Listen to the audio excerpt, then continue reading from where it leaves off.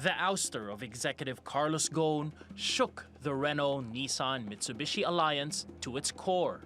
After Nissan's shareholder meeting this week, it's become clear the team-up is still nowhere near stable. If necessary, we will put the capital relationship on the table, and I will talk to Renault Chairman Jean-Dominique Senard about that. If this becomes a win-lose relationship, then we will break up very quickly. He's the highest-ranking official to raise the specter of a split. It reflects concern within Nissan over the amount of influence Renault has in the company. The French carmaker owns over 40% of Nissan, which in turn owns a 15% stake in Renault. Differences between the two camps became apparent earlier this month as Nissan refused to go along with a proposed merger between Renault and Fiat Chrysler. Saikawa says he intends to push for changes in the alliance. Looking into the future, necessary improvements will be made. His comments were made after shareholders approved governance reforms. These include the creation of independent committees on audit, appointments, and executive compensation. I think it's going exactly in the right direction of more transparency, more accountability, notably for the people who sit in committees. But shareholders urged management to focus on the more pressing concern of Nissan's performance. Nissan profits fell 45% in 2018, and the company expects another slide of more than 25% this year.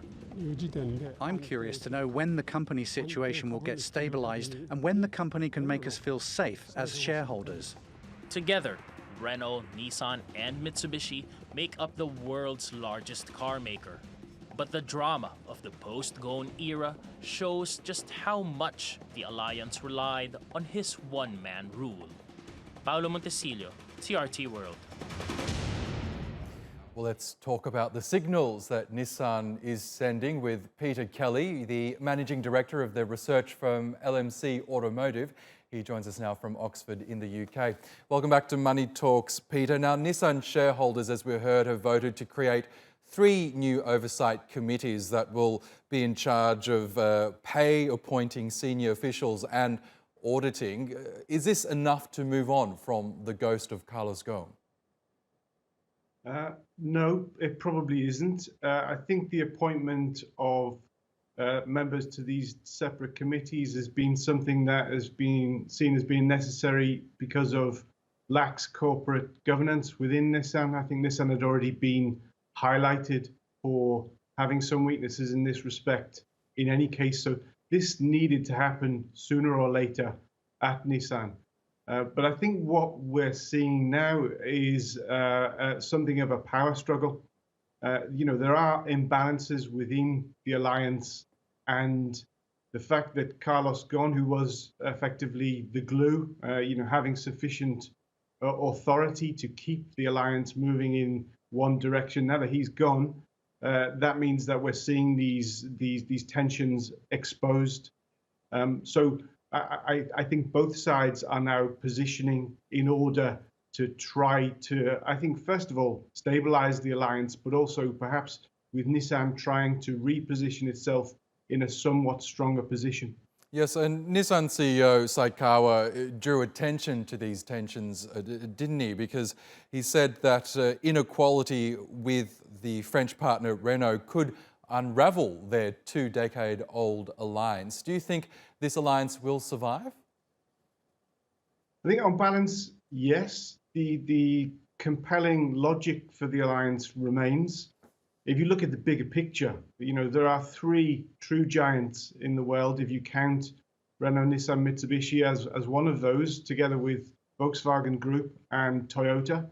And when you look around at other vehicle manufacturers, consolidation is what we're seeing more of, and the pressure to consolidate further because of investment in electrification and further down the line also in autonomy, in shared mobility services. These are all very expensive technologies and business models, and the payback for these investments is very long. So I think the logic that some of the costs are shared, some of the complexity is shared within larger groups is certainly there.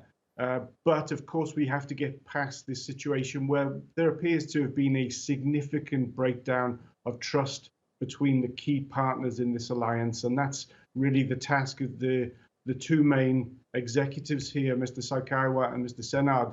They really have to grapple with that and rebuild that trust. The one-sided nature, that's sort of a fact of life for Nissan, given the structure of the shareholding. We know, of course, that Nissan's shareholding in Renault doesn't carry voting rights.